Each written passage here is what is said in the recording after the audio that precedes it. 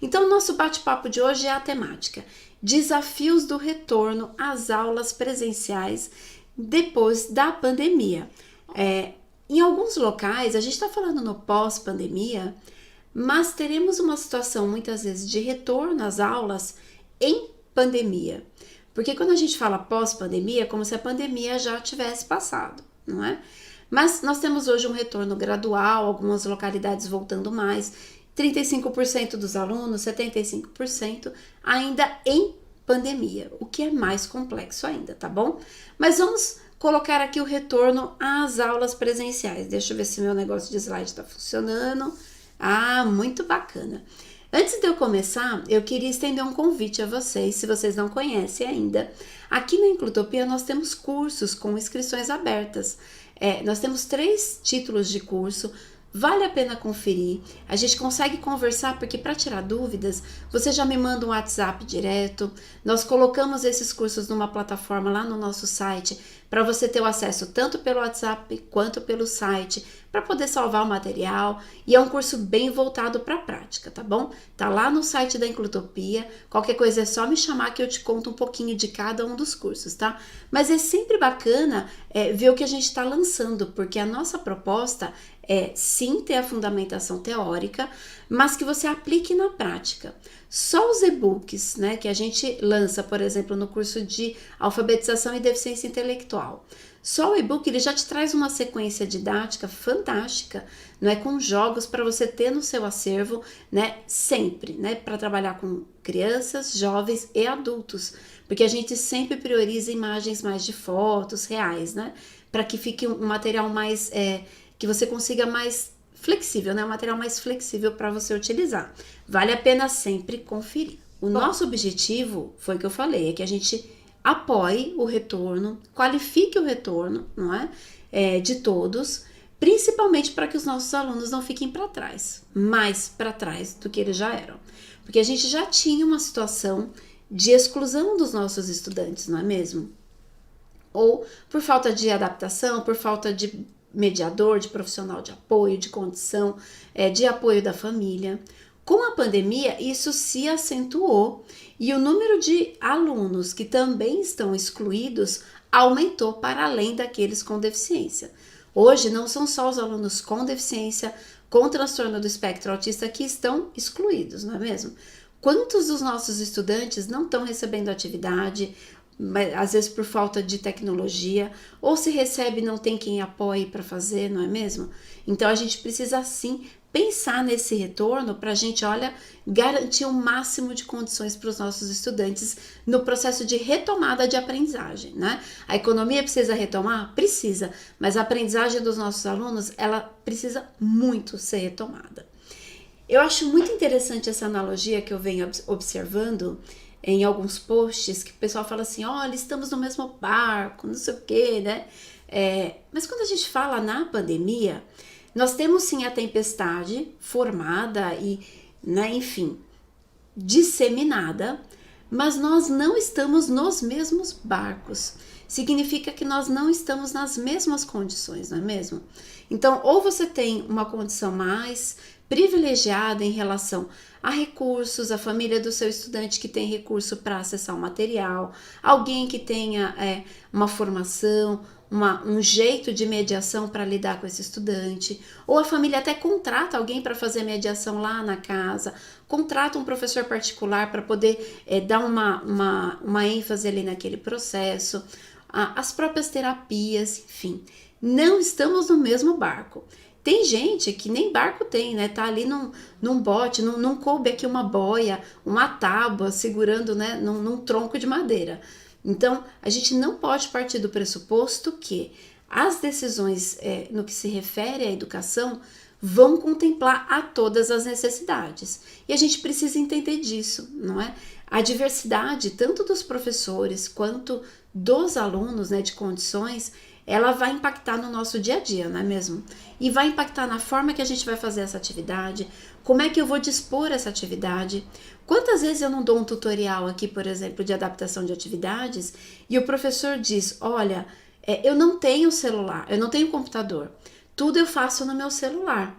Gente, vocês já adaptaram uma atividade no celular, sabe como que é? o tempo que você perde, a dificuldade que você tem, porque esse equipamento ele não é adequado para fazer, por exemplo, trabalhos no Word, no Excel, no PowerPoint, por exemplo, não é?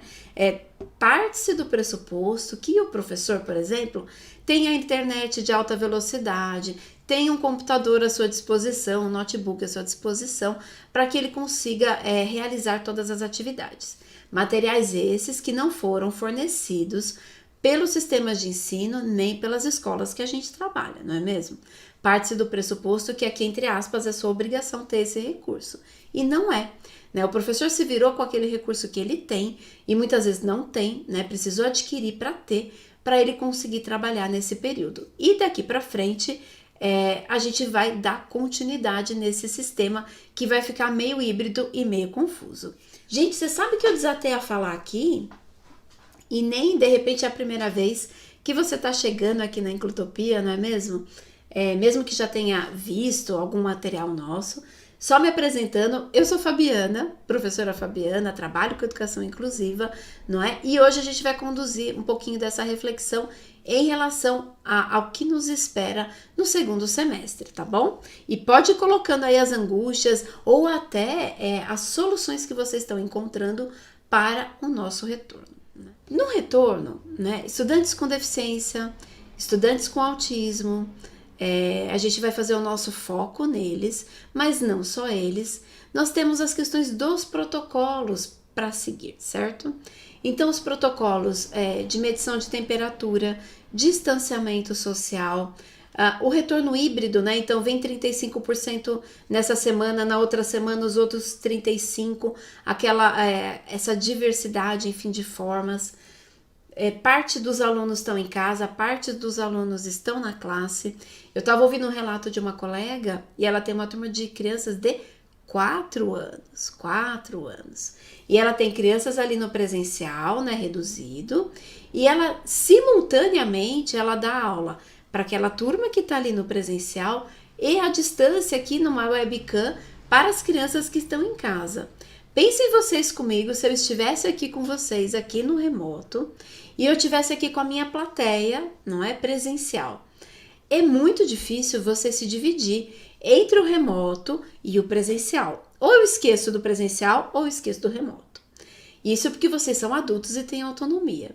Um professor que está com criança muito pequena, ou que tem um estudante com deficiência ou com autismo, né, com pouca autonomia, muito mais, essa dificuldade vai ser muito maior.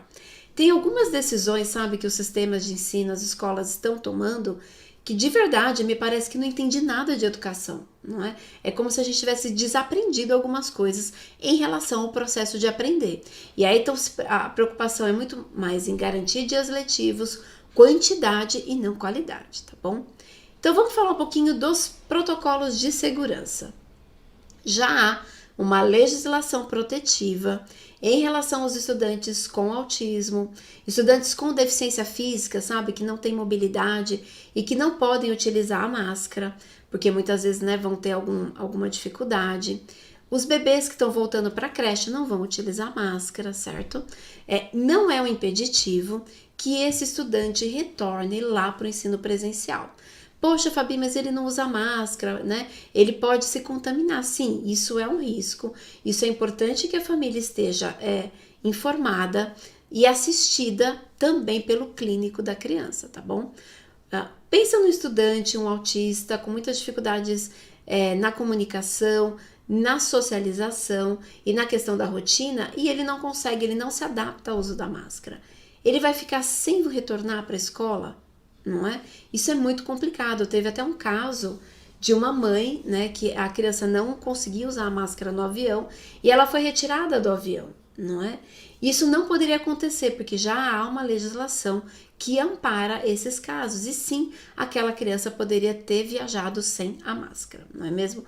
Provavelmente a companhia aérea poderia ter feito o quê? Não vender todos os assentos, né? Manter um distanciamento maior das pessoas para que a mãe e a criança fossem de forma confortável, sem constrangimento, por exemplo, naquela viagem. É a mesma coisa que vai acontecer na escola. Mas, se a gestão da escola não tiver clareza em relação a esse procedimento e não informar toda a sua equipe, a escola pode sim causar momentos de constrangimento e discriminação. Imagina que você, professora, sabe dessa informação, a sua gestão sabe, mas vocês não comunicam lá a pessoa que recepciona as crianças na porta, que pode ser o guarda, um porteiro, né, um auxiliar. Esse profissional precisa estar treinado para quando ver a criança sabendo da questão do autismo, sabendo da questão da deficiência, não exigir, por exemplo, o uso da máscara e falar assim, olha, tá vendo, se não põe a máscara aqui você não entra. Alguns têm medo do medidor de temperatura, que parece uma pistolinha, né? Eles têm medo, eles não estão acostumados ainda. A gente vai ter que fazer um processo de readaptação.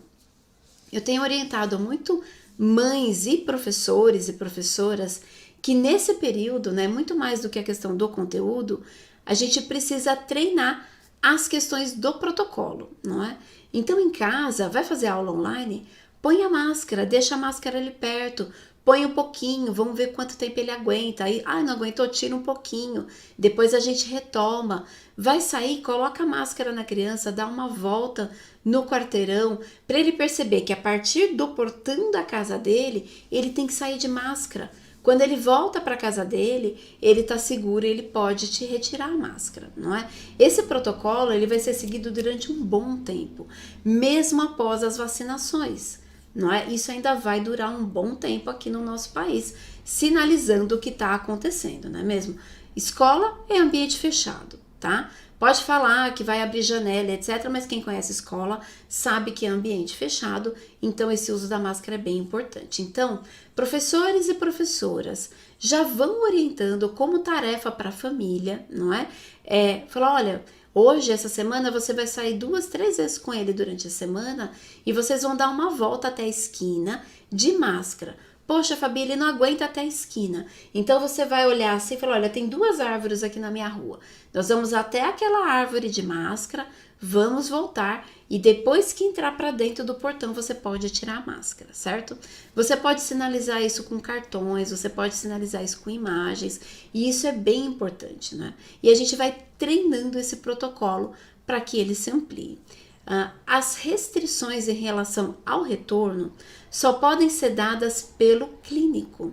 Se o médico da criança não validar o retorno dele por outras comorbidades que ele possa ter, sim, a gente tem que respeitar e ele tem que ter assistido, garantido o direito dele de receber as atividades, de receber o suporte da escola enquanto ele não puder retornar no presencial, tá bom? Mas a ausência de máscara, ou porque ele não aceita o álcool gel, ou porque ele não deixa medir a temperatura, não são impeditivos dele retornar para a escola. Nós temos que ter sim um plano de ação para que cada vez, não é assim, ele é autista, então ele não sabe usar máscara, né? Ele tem deficiência intelectual, não vai entender o uso da máscara. Então a gente não vai fazer o pré-julgamento. Vamos planejar o treino direitinho nesse processo de readaptação? Isso é bem importante. Vamos trazer esse processo junto com a família, explicando da importância, não é? Muitos estão se adaptando ao uso de máscara. Eu tenho observado alguns retornos de algumas escolas e eles estão às vezes cumprindo esse uso das máscaras. A gente pensa que por ter uma deficiência é igual a não entender o uso da máscara. Isso não é verdade, tá bom? Então, cuidado com os protocolos aí de segurança e a gente vai precisar treinar isso sim, tá? Isso vai impactar no nosso dia a dia. Outra questão que eu acho que é bem importante, porque a gente não sabe quanto tempo vamos ficar em ensino híbrido, né? E essa questão do ensino híbrido, né, pode ser uma semana estando na escola, revezando os dias, então vai na escola segunda e quarta, tem aula online na terça e quinta, enfim. Essas diferentes formas de estar na escola. É uma situação que a gente não tem controle sobre ela, precisamos seguir as determinações e as orientações que nos são aí colocadas enquanto pais, professores, não é? Porque essa questão do ensino híbrido e os estudantes com deficiência é uma coisa bastante complicada. Em sala de recursos, é necessário que se pergunte: há necessidade de se fazer uma redução de número de estudantes? Sendo que, por exemplo, você tem uma escala de estudantes ou no individual, ou em duplas, ou em trios, né, pequenos grupinhos, em períodos definidos? Há necessidade de se fazer uma escala?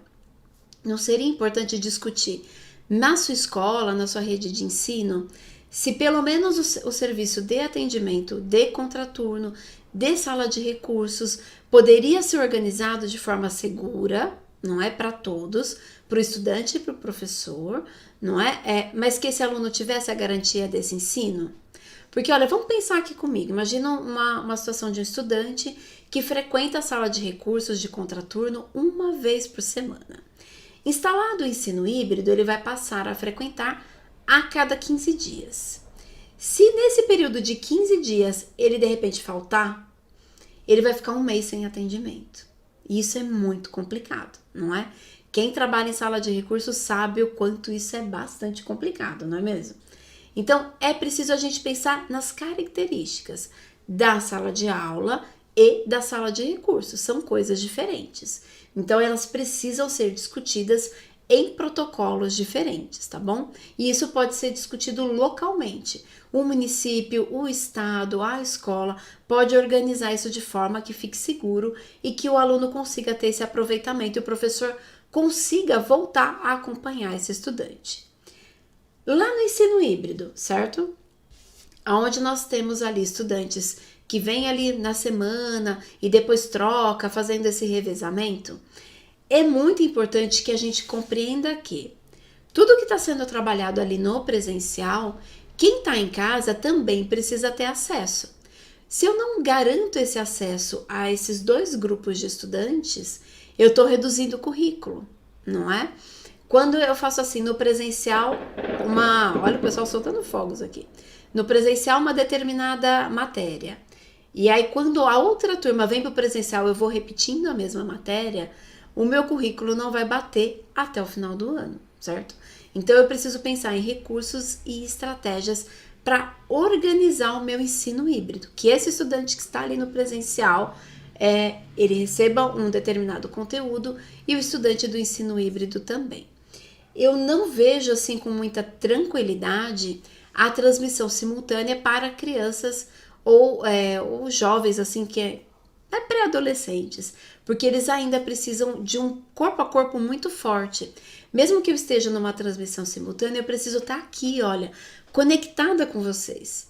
Imagina que eu estou trabalhando aqui com vocês e aí eu vou trabalhar aqui no meu presencial e largo vocês aqui. Depois de um determinado tempo, essa falta do olhar, essa falta do olha, tô aqui com vocês, vai trazer para esse estudante uma desmotivação bem complicada, não é? E a gente não pode permitir isso. Além de tudo, que a gente tem que ficar de olho ali nas camerazinhas, ver o que o estudante está fazendo, para minimamente a gente pegar alguma coisa. Então, em transmissão simultânea, para os pequenos, para mim, a minha avaliação não é muito positiva. Mas é bem importante a gente pensar no ensino híbrido nessas modalidades, não é? O simultâneo, eu tenho as minhas restrições, eu acredito que, às vezes, um tempo menor, não é? Entre o presencial, para você poder se dedicar para a turma do remoto, fazer isso de forma realmente clara, definida, onde você tem clareza do seu objetivo no presencial, o que eu vou fazer, e no remoto o que eu vou fazer, tanto para o professor quanto para o estudante, a produtividade é bem melhor. Em falando de estudantes com deficiência e com transtorno do espectro autista, a gente tem as situações que muitas vezes o estudante tem o apoio da família, né? E quando eu falo apoio da família, eu não estou julgando a família, porque muitas vezes a família não tem às vezes condições de trazer nenhum apoio e não é obrigação da família a questão do ensino e da mediação. A mediação para a aprendizagem é nosso papel. Nós estamos sim compartilhando com a família por conta da questão do que está rolando hoje, não é? Mas o papel de ensinar é o nosso papel, não é? Assim como o papel de educar é o papel da família. Então é importante a gente não transferir essa responsabilidade, né? A gente conta assim com o apoio da família e é uma angústia muito grande, né? Eu percebo no nosso trabalho que o professor faz, realiza as atividades, encaminha e aquilo não volta. Ele não sabe o que está acontecendo, não sabe se está acontecendo alguma coisa. Então a gente vai partir do pressuposto que não está acontecendo, certo? E quando a gente tiver o estudante ali próximo para fazer uma mediação, a gente precisa, olha, ter claras nossas metas de avaliação, de sondagem, porque a gente precisa ser bem honesto. Daqui, ali de agosto, até o final do ano, quando a gente tiver o aluno perto da gente, a gente precisa mapear muito bem em que ponto da aprendizagem ele está, para a gente traçar os objetivos, vamos dizer assim, bem assertivos, porque não dá para ficar floreando ou tentando, por exemplo, quando o aluno está lá no ensino presencial, por exemplo, ele está com o livro atrasado, então vamos fazer, ele dá conta do livro, né, ou dá conta da apostila. Será que esse é a atividade prioritária para a gente fazer quando o estudante está sentado ali na nossa frente, quando a gente está podendo fazer uma mediação que para ele faz 1 ano e meio que ele não tem? Será que completar o livro, completar a apostila deve ser meu objetivo prioritário? Não é? Isso vai trazer aprendizagem para o estudante? Real e de fato? Ou a gente só vai ficar ali completando, olha, escreve aqui, põe aqui, você vai fazer essa orientação sem ter um retorno tão efetivo para ele, não é? Isso é bem importante a gente validar, principalmente quem é de sala de recursos, tá? A pressão para que a gente coloque as atividades do estudante em ordem, né? E não foque na aprendizagem para ver qual recurso que ele precisa, tá muito grande.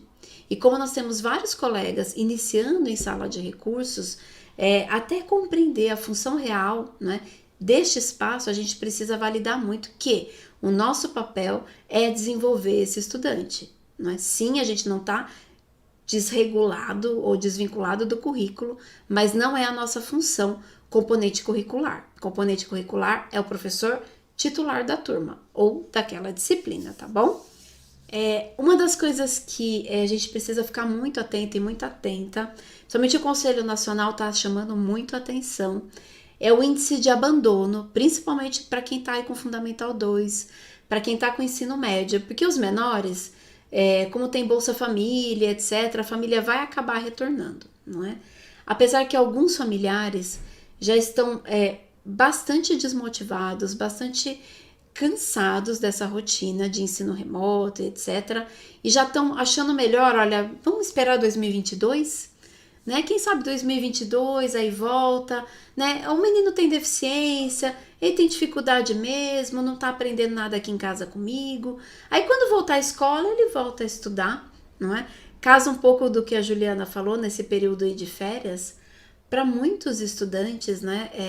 Eu lembro isso muito nitidamente. Você fazia um trabalho lá com o estudante e aí vinha o período de recesso, agora do meio do ano. Esses 15 dias, 20 dias que ele ficava de recesso, quando voltava em agosto, você falava, meu Deus, o que aconteceu com essa pessoa, com tudo que a gente estava desenvolvendo, que, né, você sabe como é que é, pós-recesso a gente tem que começar basicamente do zero. 1 ano e meio, alguns estudantes sem nenhuma atividade dirigida ou mediada, presencialmente, não é, com enfoque na aprendizagem desse estudante pelo professor. Sim, a gente vai precisar pensar muito nisso e muitos vão ali estar desmotivados e vão acabar abandonando, porque o descompasso vai ser tão grande, não é? Muitos aí, enfim, saíram lá do 5º ano, foram para o 6º ano, não tiveram praticamente nada nesse 5º ano e foram promovidos automaticamente ali pelo sistema. Então, sim, a gente vai precisar pensar. Quanto mais a gente pensar no estudante, na aprendizagem individual dessa pessoa, menor o risco dessa desmotivação.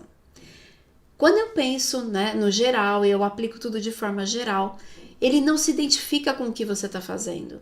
Porque você vai passando o trator em cima, vai virando página ali daquele livro e ele não está compreendendo, entendendo, não está fazendo sentido, significado, então realmente ele se desmotiva. Como é que os pequenos demonstram desmotivação? Com comportamento, com o corpo, não é? Os pré-adolescentes, os jovens, têm uma questão corporal também, mas também começa com outras questões de alteração de comportamento um pouco mais refinados ali por conta da idade. Ou não vem mais para a escola, não é mesmo? E a gente sabe que muitas vezes a família não aposta que essa pessoa é capaz de aprender, não é? e depois já ficou um ano e meio, então deixa 2022. Não, a gente precisa trabalhar esse ano. A gente não pode perder os meses que nós teremos aqui em 2021. E déficit pedagógico, não é? Nós já temos sim as questões das dificuldades para aprender, as dificuldades no entendimento, que já são próprias muitas vezes desses estudantes. Sem acesso, sem estimulação adequada, sem a mediação efetiva, o déficit pode estar muito mais acentuado. Principalmente, imagina lá que o estudante estava lá no terceiro ano, ele, entre aspas, ficou congelado ali no terceiro ano e vai ser descongelado em 2022 no quinto ano, não é? Esse ato, né, de desenvolvimento vai ser muito complicado e o déficit vai se acentuar. Mesmo nos estudantes que a gente conseguiu alguns avanços no ensino remoto, eles ficaram sem terapia, não é? Perderam uma série de rotinas que eram tão importantes para ele. Então, a gente precisa pensar aqui no déficit pedagógico. E a escola, a gente precisa sempre mapear que sala de recurso não é reforço, certo? Então, a preocupação, né? Eu não sei se tem professores aqui de sala de recursos ou mais professores do ensino regular, ou até alguns familiares, porque nós temos muitos familiares que nos acompanham, mas o papel do professor de sala de recursos não é trabalhar os conteúdos que ficaram lá para trás, né? Poxa, então, né, ele não completou essa atividade, essa apostila, ficou sem fazer, de repente, esse material, então vamos acelerar aqui no material. Não, o nosso papel é mapear bem como é que está a dificuldade desse estudante, suas habilidades, suas dificuldades e pensar em recursos mais assertivos para ele dar conta de recuperar o conteúdo lá na sala de aula regular. Se a escola organizar modalidades diversificadas de recuperação dos estudantes, o estudante com deficiência não deve ser excluído dessa organização. Ele já tem a sala de recursos. Não, a sala de recursos tem um papel, mas se a escola organizar uma forma alternativa de recuperação, uma recuperação paralela, alguma outra forma, a gente precisa sim trabalhar isso com esse estudante. Ele vai ter a sala de recursos e, por exemplo, um programa de recuperação, um grupo de estudos, não é? Algo nesse sentido, tá? Então, não são coisas que falar, já que ele tem isso, não terá aquilo. São coisas bem diferentes. Isso é muito importante. A gente precisa, o papel do professor da sala de recursos é trazer para esse estudante recuperar, enfim, essas habilidades que são base para ele ter o sucesso lá na escola, certo? Então, sim, as habilidades de leitura, sim, as habilidades de compreensão, as habilidades de linguagem, as habilidades da coordenação motora, vai depender da faixa etária do seu estudante, não é? Cada faixa etária, cada ano, ciclo de ensino tem, né, objetivos específicos, tá bom? Mas, em relação ao déficit pedagógico, primeiro, é preciso sim mapear, né, o que aconteceu, onde esse estudante ficou ali perdido no tempo, para a gente poder seguir a partir dali, certo? E isso é muito importante, e vai ser muito difícil isso, principalmente pensando no ensino fundamental 2 e ensino médio, onde eu tenho os diferentes professores, as diferentes áreas. Isso vai ter que ser mapeado até de forma coletiva, não é? Pensar num plano de ação coletiva, primeiro, vai ser bem mais simples do que a gente tem vivido, preenchendo um PDI cada um PEI cada um relatório cada um plano de ação cada um, e cada um fazendo, né, puxando esse estudante por um lado, sendo que para que ele caminhe, todo mundo precisa minimamente focar, né, nas metas que são mais assertivas. Burocratização do ensino. Ao contrário do que acontece nas outras áreas, quando a gente traz a tecnologia, não é? Eu trago a questão do sistema, trago aqui a tecnologia, o uso da tecnologia, ela é utilizada para desburocratizar processos, certo? O que a gente está vendo na educação é o contrário. O professor faz o diário online, o diário físico, o plano de aula físico, aí ele manda a aula online e depois ele faz isso no presencial, enfim. burocratização. E isso tem soterrado o nosso trabalho, que malemar a gente consegue pensar em dar conta dessa burocratização. Porque você tem que fazer a mesma coisa que você faz ali no concreto, ali na caneta, você tem que fazer no online. O online não substitui, eles se somam, não é? Eles se sobrepõem. Tudo que você pôs ali, você vai repetir tudo de novo ali. E isso é muito complicado, não ganha, a gente não ganha com nada em relação a isso. Não agiliza os nossos processos. E o pior, eu acho que isso é o pior de tudo. Ele rouba o tempo, rouba aqui entre aspas, ele tira o nosso tempo que deveria ser dedicado, não é? Para que a gente realmente pensasse em formas alternativas de trabalhar, fizesse uma pesquisa diferenciada de estratégia, de metodologia, no material, na construção de um material de apoio. É lógico que os professores eles estão reagindo de forma eu até entendo. Poxa, adaptar a atividade. Não, quem é que vai adaptar? Eu não. Manda para a sala de recursos adaptar, não é? Porque a gente está soterrado na burocracia. Ao passo que pensar no seu estudante com deficiência, no contexto da sua turma, primeiro, é muito mais simples do que estão fazendo aí com esse monte de adaptação de atividade, não é? Esse fast food de adaptação de atividade, gente, não é inclusão, não é? Em alguns locais, eu sei que é o que está tendo para hoje, mas isso não é inclusão. Sobrecarrega o professor, não agrega para o aluno, não atinge o aluno, não promove a aprendizagem. No máximo, traz ali um básico ali para o professor apresentar para o sistema, sobe aula, desce aula, posta atividade, né, imprime atividade, manda para a escola, manda para a casa do aluno, enfim, né? A burocratização do nosso sistema, que já era forte, porque se tem um setor que gosta de gastar papel, é a educação, né? A gente precisa dar a mão aqui, né, e falar, olha, então, assumir a meia-culpa, né? Porque a gente adora gastar um papel. Faz relatório disso e o relatório que repete aqui, repete ali. O nosso planejamento, o nosso plano de aula poderia ser muito mais resumido, mais objetivo. Existem outras formas, sabe, de trabalhar com esse tipo de gestão. Mas a gente ainda é muito apegado a um registro muito somativo, pouco prático, não é? E que não cumpre, às vezes, o objetivo que a gente coloca, tá? Aí o anexo 1, o anexo 3, o anexo não sei quanto. Então, assim, vão se somando e a gente fica com pouco tempo para realmente fazer aquilo que é importante para o nosso aluno, tá bom? A gente mostra para o sistema e depois... observe, todo o formulário, todo o papel que você preencher, todo o sistema que você preencher, que depois de finalizado o preenchimento você nunca mais consulta, não está servindo para o seu trabalho. Quem realmente trabalha com PDI, o Plano de Desenvolvimento Individual do Aluno, um plano de ação individualizado, plano de atendimento aí de sala de recursos, quem realmente faz isso, de fato, sabe que aquilo é um risca-rabisca, entendeu? Você faz uma primeira versão e dali você risca, rabisca, puxa a flecha, né? Ele tá sempre vivo, você sempre tem que retomar, realinhar e replanejar, né? Se você fez, engavetou, apresentou e nunca mais utilizou, realmente ele tá desnecessário para o nosso papel. Mas, gente, olha, eu não tô fazendo apologia do tipo, olha, para de preencher tudo, né? Porque isso tem que ser a gente tem que saber os fóruns de discussão. Lá no seu fórum, lá na sua equipe, lá no seu sistema de ensino, questione a validade. Olha, mostre, fala, olha, eu tô preenchendo 3 vezes a mesma coisa, 2 vezes a mesma coisa, eu tô utilizando sábado, domingo e feriado para fazer esse preenchimento, né? Então, olha, vamos rever isso aqui.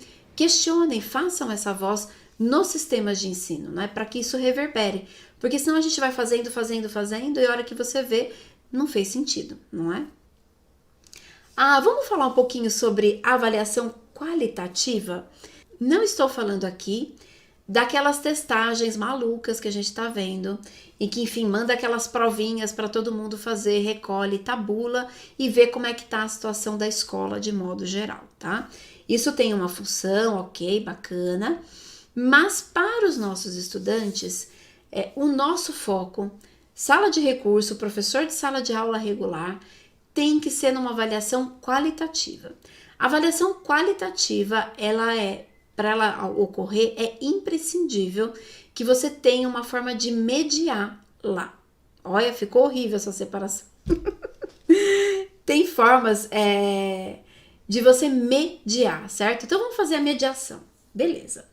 Vamos trabalhar na questão da mediação. Ou a mediação através de videochamada, não é? Se a família tem condição, se o aluno responde bem na videochamada, ou presencialmente quando ele tiver de repente ali no ensino híbrido, tá bom? No dia que ele for, você já se planeja, já se organiza, já faz um checklist do que você vai sondar, não é? Do que você vai avaliar para esse estudante. Priorizem os momentos de mediação. Mais dessas formas qualitativas que a gente vai fazer do que falar, vou aproveitar que hoje ele está aqui na sala, vamos pôr o caderno em dia. Vou repetir, colocar o caderno em dia vai colaborar para a efetiva aprendizagem do seu estudante? Ou você realizar uma mediação bem qualitativa, bem focada para você planejar, não é? Vamos dizer assim, os seus próximos passos não vai ser melhor? Eu estou apostando aqui na avaliação mais qualitativa, tá bom? E aí eu trouxe aqui algumas dicas, 5 dicas para você organizar a questão da avaliação. Dica número 1. Gente, planeje diferentes momentos de avaliação. A gente não pode esquecer que no começo, principalmente os estudantes com deficiência, com autismo, né, com mais comprometimento, podem apresentar dificuldades na readaptação. Então, ficar meio deslumbrado, querer conversar com amigo, ter problema de comportamento, não entender a rotina. Então, isso pode acontecer. Então, você não pode fechar, falar, olha, essa semana vai ser a minha semana de avaliação e pronto. Não. Organize isso em diferentes momentos e vai sentindo o time. Muitas vezes você tem que primeiro pensar na readaptação e trabalhar mais de forma de observação para depois pensar numa sondagem mais estruturada, tá bom? Nesse momento de avaliação, o foco não é muitas vezes fazer uma avaliação, um screening completo desse estudante, certo? Um protocolo completo de avaliação. Muitas vezes é fazer um voo panorâmico para dar uma olhada um pouquinho de cada área para você recomeçar, não é? Alguns você ainda não conhece, não conheceu presencialmente. Então, esse momento do vínculo e da readaptação é muito importante, tá bom? Procure variar os formatos e os recursos utilizados na sua avaliação, saindo só daquela questão de, olha, trouxe uma atividade de sondagem, então tem uma atividade, ele vai fazer atividade e você vai avaliar em cima disso.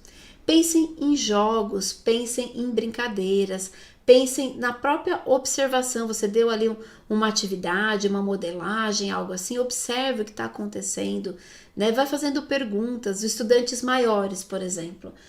Você deu lá a atividade, ele está fazendo a leitura, ou ele está de repente respondendo algum questionário. Se aproxime, trabalhe com o diálogo, utilize o diálogo e a mediação na sua avaliação. Eu gosto muito quando eu trabalho com avaliação, para mim não são momentos diferentes, tá? Quando eu tô avaliando, eu faço a mediação, sempre. Vou retomar um pouquinho lá do Vygotsky, tá? Lembra lá, se você não conhece, de repente depois a gente pode até aprofundar. O Vygotsky é um psicólogo bielorrusso, né? Ele é muito, apesar de ser já ali do século passado, ele é muito contemporâneo e ele fala das nossas formas de aprender. Tem aquilo que já está consolidado do que eu sei, tem uma zona ali, uma área que eu consigo fazer com apoio e tem aquilo que está fora da minha área de aprendizagem. Então ali eu tenho a minha área de aprendizagem consolidada, ok, já estou seguro. Essa área que eu faço com apoio é a minha zona de desenvolvimento proximal. A zona de desenvolvimento proximal é a área de atuação do professor, da professora. É ali que a gente atua. Não é eu ensinando aquilo que está fora dessa área. Porque o que está fora dessa área, ele ainda não desenvolveu pré-requisitos para atingir. Quando eu faço a avaliação, eu faço a mediação, tá? E a minha avaliação não é checagem da aprendizagem, não é prova, tá? Estou falando de avaliação, de sondagem de aprendizagem. Então, eu entrego ali uma escrita e falo, olha, vamos escrever lá, enfim, sapato. Que imagem é essa? Ele vai me falar o que é a imagem. Vamos escrever? Conforme ele vai escrevendo, eu olho a primeira produção, eu vou fazendo perguntas, eu vou puxando ali, entendeu? Essa mediação vai fazer o estudante refletir Ele pode oscilar, por exemplo, sim, da fase de escrita. Isso me diz que eu errei na minha avaliação? Claro que não. Isso diz que ele está um pé lá, um pé cá. Então, eu ainda preciso fortalecer os pré-requisitos dele para ele poder avançar. Quando ele consolida a aprendizagem, ele não fica nessa oscilação. Então, sim, a minha avaliação é mediada. Não se esqueça das questões socioemocionais, tá? E aí, gente, não é só do estudante, é nossa também, não é? Não é só os estudantes que estão passando por dificuldades, perdas, né, questões financeiras. Lembra lá no começo da nossa conversa? Tá todo mundo no mesmo maremoto, tá todo mundo na mesma tempestade. Então as questões socioemocionais afetam os estudantes e nos afetam também. Então muitas vezes sim, vem conversar com o coordenador, não é? Conversa com o colega, pede ali um feedback para você ver se de repente o que você está passando não está influenciando ali no seu olhar. E no estudante também, se de repente o que ele está te apresentando não tem a ver com questões emocionais. De repente a família, né, passou por uma situação tão complicada, quantos ali não tiveram perdas financeiras, de vidas, de afetos. Então, não deixem de considerar essas questões, tá bom? Registre as suas observações, não confie na memória, tá? Pensando em ensino híbrido, que a gente vai ver esse estudante hoje, não vai ver depois, vai demorar, às vezes ele falta. Sentou para fazer essa mediação, essa avaliação, bota ali um caderninho do lado, separa um pedacinho para cada estudante e de repente você observa que na hora de pôr a letra, ele faz a inversão, depois corrige, anota ali no seu cantinho. Precisei mediar, acertou, mas eu precisei falar, precisei dar dica, já vai registrando. E isso vai fazer muita diferença quando a gente chegar lá em dezembro e você tiver que fechar um relatório. Porque olha, meu amigo, minha amiga, quando você tiver que fechar um relatório lá em dezembro, nessa questão do ensino remoto, híbrido, sobe aula, desce aula, aparece na sala, passa o álcool gel, vem o aluno não vem. Quando a gente tiver que fechar o relatório individual, pense nisso. Então, vai fazendo o seu brainstorm ali, vai fazendo o seu rascunho de anotações das suas observações. Observem, principalmente se estiver no presencial, né? A parte corporal, se o estudante começa, se ele começa a ficar desmotivado, se ele começa a ficar muito, né, inquieto, a estratégia que ele utilizou, entendeu? Se ele olhou, né, tentou olhar mais para frente. Então, pense um pouquinho nisso, tá bom? Como é que ele te deu essa resolução? Às vezes ele não conseguiu resolver ali por escrito, mas você começa a trabalhar a questão do raciocínio e como é que ele tá te dando a devolutiva. Gente, registra, vai por mim. Lá em dezembro vocês vão lembrar de mim, tá vendo? Essa turma VIP que tá aqui vai falar, olha, tá vendo? Meus relatórios vão ter uma outra qualidade, porque eu já vim registrando os meus insights e as minhas observações. Pode ser coisa simples, né? É só para você mesmo. É o seu diário de bordo, entendeu? Vai fazer muita diferença lá no final do ano. E já a partir da sua avaliação, da sua observação, aqui das suas sondagens, já comece a pensar em pequenas metas a partir do que você levantou, tá? E compartilhe essas metas de aprendizagem com o estudante e com a família. Vou pegar a sondagem de escrita como exemplo. Fez lá a sondagem de escrita, falou, olha, então, olha, aqui você está confundindo, imagina que é uma questão ortográfica. Essas palavras aqui se escrevem com S, está pondo com Z e tudo mais. Já traz para esse estudante e fala, olha, então, vamos trabalhar para que você preste atenção em como se escreve as palavras. E você vai falar a mesma coisa para a família. E o seu objetivo, você vai contar ali quantos encontros você vai ter com o estudante, certo? Qual que é o seu objetivo micro? Nossa, Fabi, mas por que micro? Porque a gente precisa se validar no tempo que a gente tem, que não é muito. Olha, pessoal, o tempo passa muito rápido. Pensa, se hoje passou rápido, imagina daqui até o final do ano, vai ser bem rápido, né? Então a gente precisa considerar isso no nosso planejamento. E aí, para finalizar, né, trouxe aqui Cora Coralina. Desistir. Eu já pensei seriamente nisso, mas nunca me levei a sério. É que tem mais chão nos meus olhos do que cansaço nas minhas pernas, mais esperanças nos meus passos do que tristeza nos meus ombros, mais estrada no meu coração do que medo na minha cabeça. Gente, o meu muito obrigado pela presença de vocês. Um grande abraço para todos e todas que estiveram aqui. Não deixe de nos acompanhar, vocês já sabem, não é mesmo? A gente está tanto no Telegram, no WhatsApp, nosso canal do YouTube está super animado e conte conosco, tá bom? O nosso objetivo é não soltar da mão de vocês para que o segundo semestre a gente seja muito melhor do que a gente tem passado, não é mesmo? Vamos sim aprender juntos, tá? Ó, até o próximo, muito obrigado, né? E fiquem bem, tá?